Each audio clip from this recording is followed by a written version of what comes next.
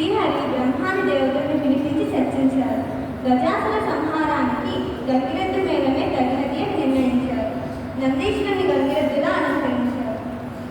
బ్రహ్మాది దేవతలందరూ తలోక వాయిద్యాన్ని ధరించారు. మహావిష్ణువు చిరుగంటలు సన్నాయి ధరించారు. గజాసుర పురానికి వెళ్ళి గంగిరెద్దుని ఆడిస్తుండగా గజాసురుడు విని వారిని పిలిపించి తమ భవనం మీదట గంగిరెద్దుని ఆడించమని కోరారు. బ్రహ్మాది దేవతలు గజరమ్యముగా వాయిద్యాలను వాయిస్తుండగా జగన్నాటక సూత్రధారైన హరి చిత్ర విచిత్రంగా గంగిరెద్దుని ఆడించారు.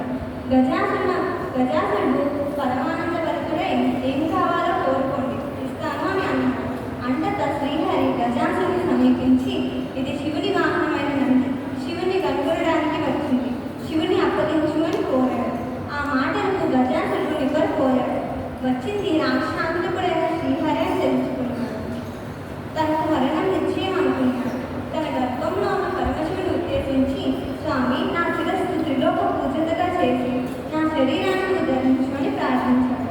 తన గర్భంలో ఉన్న శివుని తలుచుకొని విష్ణుమూర్తికి అంగీకారం తెలియజేశాడు. అంతా శ్రీహరి నందిని ప్రేరేపించగా నంది తన కొమ్ములతో గజాసుర ఉదరాన్ని చీల్చాడు. బ్రహ్మాది దేవతలకు వీడుకోలు చెప్పి శివుడు కైలాసానికి వెళ్ళగా శ్రీహరి వైకుంఠానికి వెళ్ళారు. కైలాసంలో పార్వతి భర్త రాకను గురించి విని సంతోషించింది. స్వాగతం చెప్పేందుకు స్నానాలంకార ప్రయత్నాల్లో తనకై ఉంచిన నలుగు పిండితో ప్రత్యామ్నాయంగా ఒక ప్రతిమను చేసింది. అది చూడవచ్చునైన బాలుడిగా కనిపించింది. దానికి స్నానం పోయాలనిపించి తన తండ్రి ద్వారా పొందిన మంత్రంతో ఆ ప్రతిమకు ప్రాణప్రతిష్ఠ చేసింది. ఆ దివ్యసుందరిని వాకిట్లో ఉంచి ఎవరినీ లోపలికి రానివ్వద్దని చెప్పి లోపలికి వెళ్ళింది. కాసేపటికి శివుడు వచ్చాడు. వాకిట్లో ఉన్న బాలుడు పరమశివుడిని అభ్యంతర మందిరంలోనికి పోనివ్వకుండా అడ్డుకున్నాడు. తన ఇంట్లో తనకే అవరోధమా అని శివుడికి కోపం రగిలిపోయింది. రౌద్రంతో ఆ బాలుని శిరశ్ఛేదం చేసి లోపలికి వెళ్ళాడు. పరమశివుడు శివపార్వతుల సంభాషణ మధ్య ద్వారం దగ్గర బాలుని గురించి మాటలు దొరికాయి. శివుడు ఆ బాలుడిని శిరశ్ఛేదం చేశాను అని తెలిపాడు. విషయం తెలుసుకున్న పార్వతి విలపించింది. శివుడు కూడా శిక్షించాడు. వెంటనే తన దగ్గర గజాసుర శిరస్సును ఆ బాలుని ముండానికి అతికించి ఆ శిరస్సుకు శాశ్వతత్యాన్ని త్రిలోక పూజ్యతను కలిగించాడు. గణేశుడు గజానుడై శివపార్వతుల ముద్దుల పట్టి అయ్యాడు. ఆ తరువాత పరమశివుడు కుమారస్వామి జన్మించారు.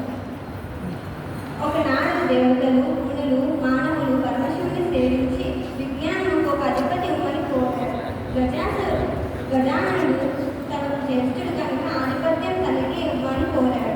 గజానుడు మల్లపుత్రుడు అసమర్థుడు కాబట్టి ఆధిపత్యం కలిగి ఇవ్వాలని కుమారస్వామి తండ్రిని వేడుకున్నాడు. అందుకు శివుడు తన ఇద్దరు కుమారుల్ని ఉద్దేశించి మీ ఇద్దరిలో ఎవరైతే ముల్లోకాల్లో పవిత్ర నదులన్నింటిలో స్నానం చేసి ముందుగా నా వద్దకు వస్తారో వారికి ఈ ఆధిపత్యం లభిస్తుంది అని చెప్పాడు. అంత కుమారస్వామి తన వాహనమైన నెమలిపై వెంటనే బయలుదేరాడు. గజాననుడు అచేతుడైనాడు. మందగమనుడైన తన వాహనమైన ఎలుకపై ముల్లోకాలు నందరిట్లో వేగంగా స్నానం చేసి రావడం కష్టసాధ్యమని తరుణోపాయం చెప్పమని తండ్రిని వేడుకున్నాడు. వినాయకుడు బుద్ధి సూక్ష్మతకు మురిసిపోయి శివుడు నారాయణ మంత్రాన్ని అనుగ్రహించాడు. జలములన్నీ నారాయణ ఆధీనం అంటే నారాయణ మంత్రం ఆధీనంలో ఉంటాయి. వినాయకుడు ఆ మంత్రం చదువుతూ తల్లిదండ్రుల చుట్టూ ప్రదక్షిణం చేయడం ప్రారంభించాడు. ఆ మంత్రం ప్రభావం ప్రతి తీర్థంలో కుమారస్వామి కన్నా ముందు వినాయకుడు ప్రత్యక్షం కావడం ప్రారంభించాడు. అలా 3,50,00,000 నదులన్నింటిలో వినాయకుడు ముందుగా స్నానం ఆచరించి చూసి కుమారస్వామి ఆశ్చర్యపడి కైలాసానికి వెళ్ళాడు. తండ్రి పక్కనున్న గజాననుని చూసి నమస్కరించి తండ్రి నా అన్నగారి మనసు తెలుసుకోలేక ఆధిపత్యం అడిగాడు. క్షమించండి, ఈ ఆధిపత్యం అన్నగారికి ఇవ్వండి అని ప్రార్థించాడు. తర్వాత కథ నా స్నేహితుల సహస్రం కొడతారు.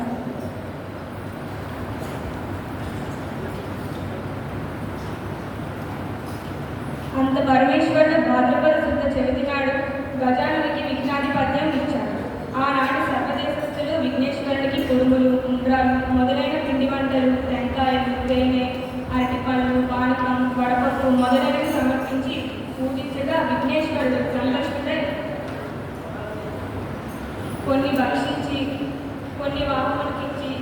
తీసుకొని చేతి ధరించి సూర్యాస్తమయ వేళకు కైలాసానికి వెళ్ళి తల్లిదండ్రులకు ప్రణామం చేయబోయాడు. ఉదరం భూమి కానినా చేతులు భూమి కాన, చేతులు భూమి కానినా ఉదరం భూమి కాన.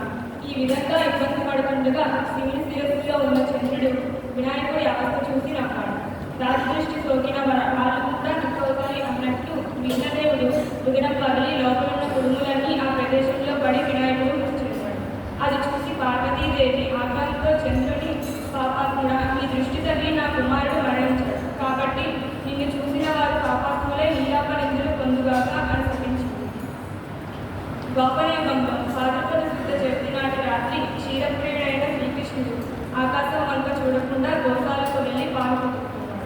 అనుకోకుండా పాలలో చంద్రుడి ప్రతిబింబాన్ని చూసి అయ్యో నాకు ఎలాంటి అపరికరాలమైందో అని అనుకున్నాడు. కొన్నాళ్ళకు సత్రాజిత్తు సూర్యుని వరంతో సమంతకమని సంపాదించి ద్వారకా పట్టణానికి శ్రీకృష్ణ దర్శనార్థమై వెళ్ళాడు. శ్రీకృష్ణుడు ఆ మణికి రాజుని ఇవ్వవలసిందిగా దానితో రాజ్యాభివృద్ధి కలుగుతుందని అడిగాడు. దానికి సత్రాజిత్తు ఇంత మహిమ కలిగిన సమంతకమణిని ఇవ్వడానికి నిరాకరించాడు. తర్వాత ఒకరోజు సత్రాజిత్తు తమ్ముడు ప్రసేనుడు ఆ మణిని ధరించి వేటకు వెళ్ళాడు. ఒక సింహం దానిని మాంసపు ఖండమని భావించి ప్రసేనుడిని సంహరించి మణిని తీసుకొని పోతుండగా ఒక పల్లుకం ఆ సింహాన్ని చంపి మణిని తన కుమార్తె జాంబవతికి ఆడుకోవడానికి ఇచ్చాడు. మణి కోసం శ్రీకృష్ణుడే తన తమ్ముడిని సంహరించాడని సత్రాజిత్తు పట్టణంలో చాలించాడు. అది విన్న శ్రీకృష్ణుడు చవితి చంద్రుడిని చూసిన దోషఫలమే ఇది అనుకున్నాడు. దాన్ని పోగొట్టుకోవడానికి బంధుమిత్ర సమేతడే అడవికి వెళ్ళగా అక్కడ ఒక చోట ప్రసేనుని కలయవరం, సింహం కాలుజాడలు, ఎలుగుబంటి అడుగుజాడలు కనిపించాయి. ఆ దారినే వెళుతూ ఒక పర్వత గుహద్వారాన్ని చూసి శ్రీకృష్ణుడు తన వారందరినీ అక్కడే ఉండమని చెప్పి ఒక్కడే గుహలోపలికి వెళ్ళి ఉయ్యాలలో ఊగుతున్న మణిని చూశాడు. దాన్ని తీసుకొని వెనుతిరుగుతుండగా ఉయ్యాలలో ఊగుతున్న బాలిక ఏడవడం మొదలుపెట్టి అది చూసి జాంబవంతుడు కృష్ణుడితో తలపడ్డాడు. ఇద్దరి మధ్య 28 రోజుల పాటు నిరవధికంగా యుద్ధం జరిగింది. బండరాలతో వృక్షాలతో ఇరువురు ఒకరిని ఒకరు గాయపరుచుకున్నారు. జాంబవంతుడు తనను ఓడిస్తున్నది శ్రీరాముడే అని తెలుసుకొని దేవా, త్రేతాయుగంలో నా మీద వాత్సల్యంతో నువ్వు వరం కోరుకోమన్నాడు. నీతో బంధయుద్ధం చేయాలని కోరుకున్నాను. అప్పటి నుంచి మీ నామస్మరణే చేస్తూ యుగాలు గడిపాను. ఇన్నాళ్లకు నా కోరిక నెరవేరింది అంటూ ప్రార్థించగా శ్రీకృష్ణుడు సమంతకమణిని అపహరించినట్లు నాపై ఆరోపణ వచ్చింది. మణి కోసం ఇలా వచ్చాను, ఇవ్వమని కోరాడు. జాంబవంతుడు శ్రీకృష్ణుడికి మణితో పాటు తన కుమార్తె జాంబవతిని కానుకగా ఇచ్చాడు. పట్టణానికి తిరిగి వచ్చి శ్రీకృష్ణుడు సత్రాజిత్తును రప్పించి చిన్న పెద్దలను ఒక చోట చేర్చి యావత్ వృత్తాంతాన్ని తెలియజేశాడు. సమంతకమణిని సత్రాజిత్తుకి తిరిగి ఇచ్చేశాడు. దాంతో సత్రాజిత్తు పశ్చాత్తాపంతో అయ్యో లేనిపోని నిందమూపి తప్పు చేశానని విచారించాడు. మణితో పాటు తన కుమార్తె అయిన సత్యభామను భార్యగా స్వీకరించమని శ్రీకృష్ణుడిని వేడుకున్నాడు. శ్రీకృష్ణుడు ఒక శుభముహూర్తాన జాంబవతి సత్యభామలను భార్యలుగా పొందాడు. దేవాదులు మునులు కృష్ణుడిని స్తుతించి మీరు సమర్థులు కనుక నీలాపనింద బాగుతున్నారు, మా పరిస్థితి ఏమిటి అని అడగగా అంతటా శ్రీకృష్ణుడు భాద్రపద శుద్ధ చతుర్థి నాడు ప్రమాదవశాత్తు చంద్రుడిని చూసిన వాళ్ళు గణపతిని పూజించి ఈ సమంతకమణి కథను విని అక్షతలు తలపై చల్లుకుంటే నీలాపనిందులు పొందురు అని తెలియజేశాడు. అప్పటి నుంచి ప్రతి సంవత్సరం భాద్రపద శుద్ధ చతుర్థి నాడు దేవతలు, మహర్షులు, మానవులు తమ తమ శక్తి కొలది గణపతిని పూజించి అభీష్ట సిద్ధి పొందుతూ సుఖ సంతోషాలతో ఉంటారు.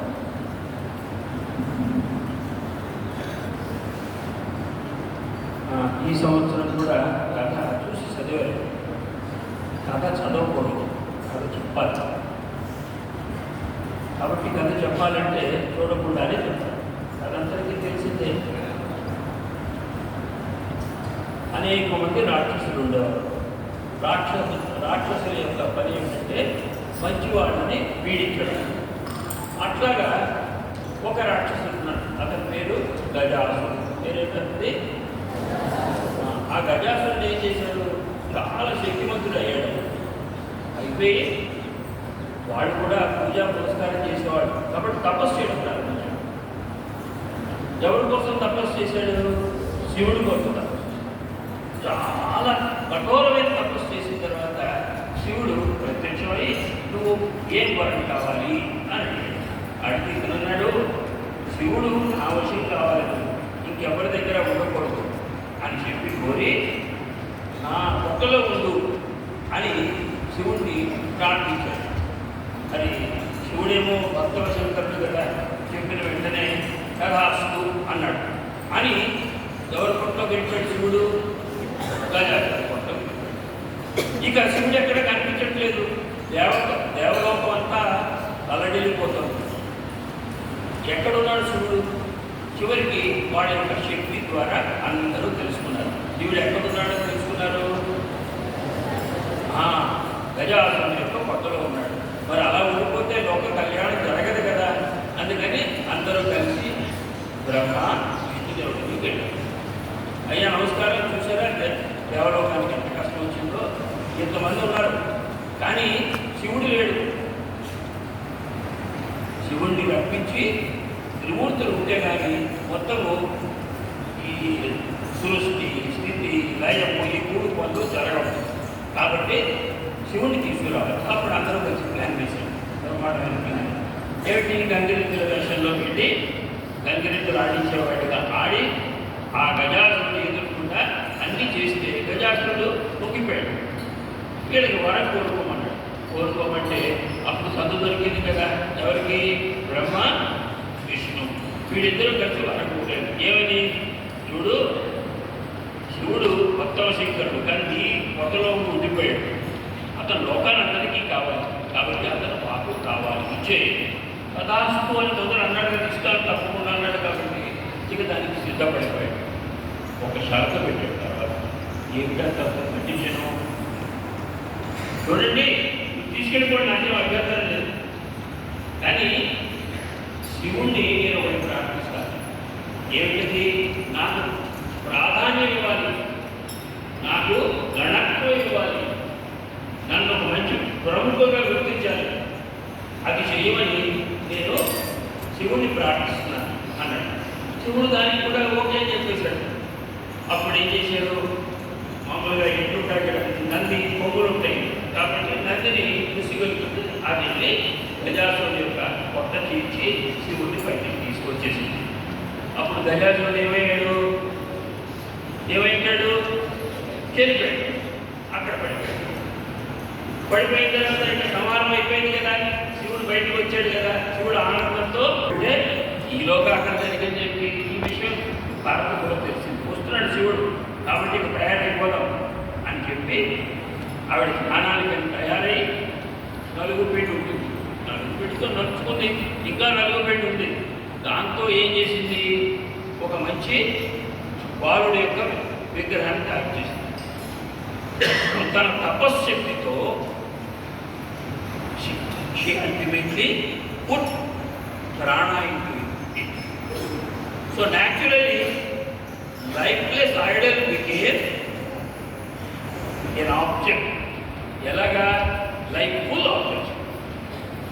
అలాగా అక్కడేమో గణనాథులు అంటే అప్పుడు పేరు ఏం పెట్టారో తెలియదు. వాళ్ళు పెద్దవాడు అలా అక్కడ తయారైన తర్వాత బాబు ఇక్కడ కూర్చో, నేనేమో జ్ఞానాన్ని చెప్తున్నాను, ఎవరు వచ్చినా లోపలికి రానివ్వడానికి వీల్లేదని చెప్పినాడు. వాళ్ళు అక్కడ కూర్చున్నాడు. మంచి అందంగా ముందుగా చక్కగా ఆయుధాలన్నీ పట్టుకున్నట్టు కూర్చున్నాడు. ఈలోగా శివుడు తన ప్రమద గణాలతో వచ్చేసాడు. తయారు చేసుకుని వస్తే వెళ్ళడానికి వీల్లేదు. నువ్వెవడివి? ఏం చెప్పినా కుప్పలు. ఈ ప్రమద గణాలు ఉన్నాయి కదా, వెనకాల ఉండేటువంటి సైన్యం అంతా వెళ్ళి ఎవరితో యుద్ధం చేశాడు? గణపతితో యుద్ధం చేశాడు. అతను వాళ్ళందరినీ ఓడించేశాడు. చిన్నవాడే ఓడించేశాడు. శివుడికి అవమానం ఏంటి వాటి తీసుకోవాడ అన్నెసరిగా ఇన్సల్ట్. అప్పుడు ఏం చేశాడంటే ట్రైడెంట్ తీసుకున్నాడు, త్రిశూలం తీసుకున్నాడు. తీసుకుని ఎవరిని చంపేశాడు? అతని శిరం, బాలుడి యొక్క శిరాన్ని చేతికి పట్టేశాడు. బాలుడు అలా పడిపోయాడు. ఈలోగా పరిగెత్తుకుంటూ స్నానం అయిపోయి వచ్చి చూసి, అయ్యో ఆ బాలుడు చంపేశారు మీరు, అతని శిరస్సు లేకుండా పోయింది, నేను ఇలా చేశాను, ప్రాణప్రతిష్ఠ చేశాను అండ్ అండర్స్టాండ్లీ అతని తల పోయింది. ఆ ఏమో తప్పు అయిపోయింది, నీకు అంటే నువ్వు ప్రతిష్ఠ చేసి నా కొడుకే కదా. సరే వెంటనే వెళ్ళి అక్కడ పిల్లవాడు అందరికీ ఆర్డర్ చేసుకొని మీరు వెళ్ళండి, ఉత్తర దిక్కున కనుక ఎవరు కనిపిస్తే ఆ తల గుర్తుంచుకొని పెట్టండి. వీళ్ళంతా వెతుకని ఎక్కడ మనుషులు తల దొరకలేదు. అక్కడ గజాసురుడి యొక్క శరీరం పడింది. ఆ శరీరానికి ఏముంది? తల ఉంది. అది గజాసురుడి యొక్క తల ఏ ఏ తలది? ఏనుగు యొక్క తల. అతని పేరు గజాసుడు కదా. ఆ వెంటనే వీళ్ళు ఏం చేశారు? చనిపోయిన వాడు దొరికాడు కదా, ఆ తల తీసుకొని పరిగెత్తుకుంటూ వచ్చి తీసుకొచ్చి పెట్టేశారు. కాబట్టి మిగిలినంత మానవుడు పైన మట్టుకు ఏనుగులో ఉండేటువంటి తయారు. ఇలా కనుక చెప్పామనుకోండి బాగుంటుందా లేదా? నెక్స్ట్ టైం ఎవరు పిల్లలు మీ దగ్గర ఉన్న అక్షతలు వినాయక స్వామికి తగిలించి తల మీద వేసుకోండి. వినాయక స్వామి విగ్రహానికి పాదాలు తగిలించి తల మీద వేసుకోండి. శ్రీ మహాగణాధిపతయే నమః. సాధారణ ఇప్పుడు శాంతి మంత్రాలు శబ్దంలో ఎవరు ఏం చేస్తున్నారు? శాంతి మంత్రం మొట్టమొదటి ఏ మంత్రం చెప్తారు? తర్వాత తిరిగి ఏం చెప్తారు? చెప్తారా? సరే, మంత్రం మొట్టమొదటి స్టార్ట్ చేసేసండి. ఏదో ఒక గురు ఓం సంగో మిత్రశ్చం వరుణః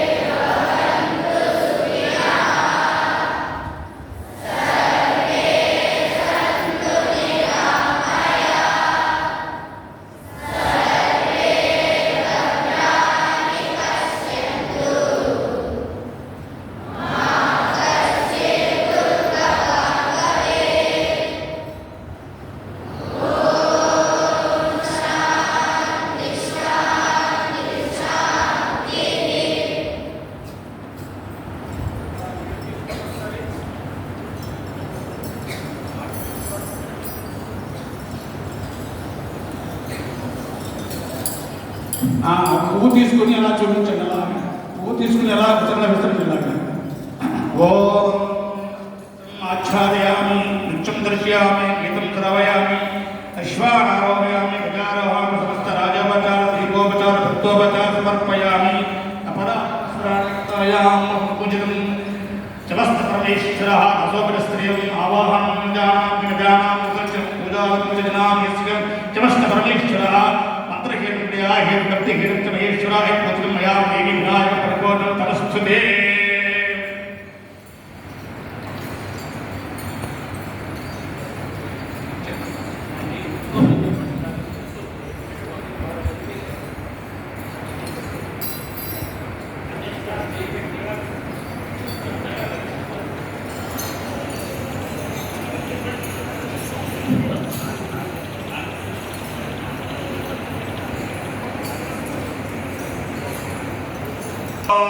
మంగళం భగవాన్ విష్ణు మంగళం మధుధరం మంగళం పంట ఏకాక్ష నీలాచనివాసాయ గంట గంటుంది గంట వాయించండి.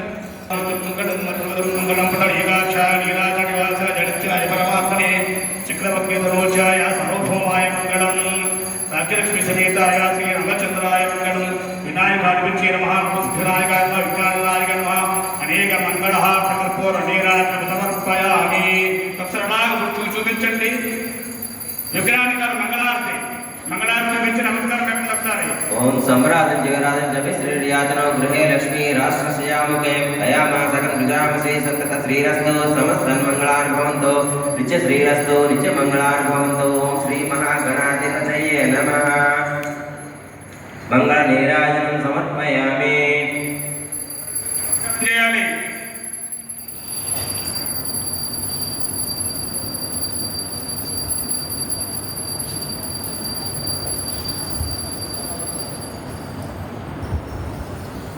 అందరూ వినాయక స్వామి పాదాల మీద చేయి వేయండి. ఓం యజ్ఞేన యజ్ఞమయంత దేవాః తాని ధర్మాణి. ఓం యజ్ఞేన యజ్ఞమయంత దేవాః తాని ధర్మాణి ప్రథమాన్యాసన్న దయానాకం మహిమాన్న సతత పూర్వే సాధ్యాసంతి దేవాః. ఓం శ్రీ మహాగణాధిపతయే నమః. ఉద్వాసం సమర్పయామి. శోభన కాలే పునరాగమనాయ చ.